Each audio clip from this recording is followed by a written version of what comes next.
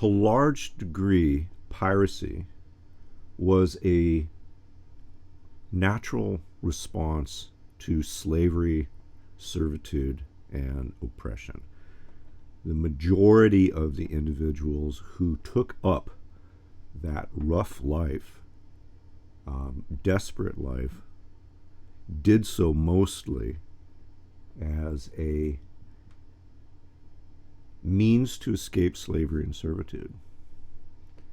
And certainly their means by which they went around it and went about it were crude and violent, but so were the tools that their oppressors used to enslave them. Crude tools of leg irons and whips were the technology of the day. They were the tools of the elites. That's the form that oppression took. And it is natural that the response of individuals who had suffered that indignity would appear quite similar. And of course, it is interesting too to observe the well-documented and rather surprising egalitarian nature of pirate communities and pirate ships, where gender and race equality and tremendous camaraderie across what we might normally think were difficult cultural divides. Apparently not the case. And I think that's easily explained because you have a unifying factor there. An escaped slave understands viscerally that the major difference in human beings throughout the world isn't male nor female, nor white nor black, nor any of the other less important divides between human beings than this: slave and master. Slave and master is an essential differentiation between individuals, and an individual who has escaped slavery to become, in essence, their own master, serving no longer the needs of others, will naturally find tremendous camaraderie and shared experience in other individuals who have escaped the same. So I would assert at this point the reason that I see pirate philosophy as relevant in the modern era, understanding that it is a reaction against servitude. My reason to find interest there is rooted in a belief that slavery has not been abolished, it has been perfected. Meaning the crude tools, the inefficient tools of leg irons and whips have been replaced with radically more sophisticated means by which populations are controlled. And in fact, slavery has gotten to be so sophisticated now that most individuals actually volunteer for it. And they live their lives in servitude, creating profit, creating value, extracting resource that others enjoy. And they do so willingly and unconsciously, believing that what they are doing is acting in their own interests. That's astonishing. And if you think that view is extreme, ask yourself how many of the choices you have made in your life were in always honestly, authentically your own? Or did you actually select these choices from a group of choices that other individuals provided for you as a set of the only appropriate choices for you to choose? How many of your ideas are your own content? How many of your dreams are things that you haven't seen in a glossy magazine?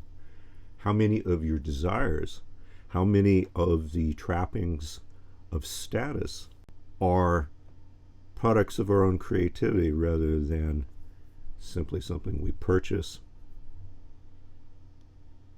I think most of us can see that conspicuously in others. And if you think for a moment that the nature of your relationship with this culture and the masters that control your interests is not one of servitude and oppression, simply try to say no. Simply try to disengage.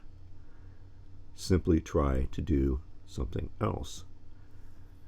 That radical disengagement, that stepping away from the servitude, is going to be met with far more resistance than you would anticipate. And of course, as we live in the modern era, the primary means by which you will be coerced back to your role as a servant will be relatively subtle and psychological, and many of your peers and your family and your friends and your lovers who are still captive and in the thrall of this culture will act as the primary agents by which you are driven back to your psychological leg irons. Having, I guess, put about 30 years into philosophical inquiry, having been a young guy with questions that needed to be answered there, I've come to see the purpose of human existence being this: to choose to live a life of purpose. And in fact, purpose is found in connection. That connection can be with one's true nature, it can be with the natural world, it can be with other people of like mind, like spirit. It can be with the universe itself. Connection. Purpose is found through connection. The hideous thing of slavery, oppression, and servitude, especially as it manifests itself in the modern era, is this: it makes any attempt at having a healthy relationship with reality impossible.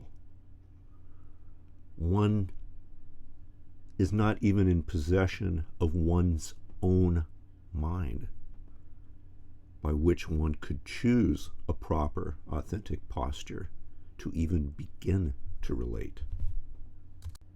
So it should be no wonder to us that so many of us, especially those of us who tend to be thoughtful, find despair in our attempts to relate, especially to other people. In a world of slavery and servitude, there aren't other people.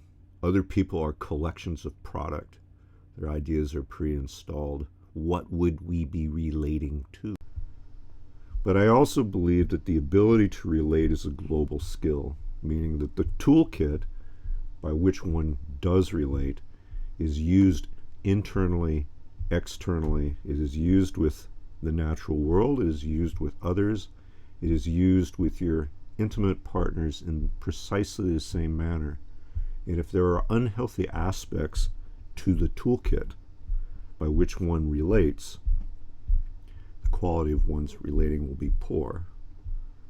And in fact, having a hostile relationship with reality engendered by servitude,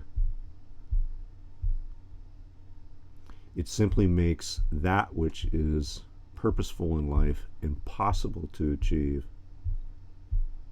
After all, how can we expect to individually live a life of purpose and connect to others if we ourselves do not authentically exist? So my purpose here is to offer means by which to connect and to shake off the fetters that are binding us. Invisible though they may be, sophisticated though they may be, they are as dangerous, in my mind, as they have ever been historically. So let's drop those shackles and set sail with shipmates that can share our vision. Cheers.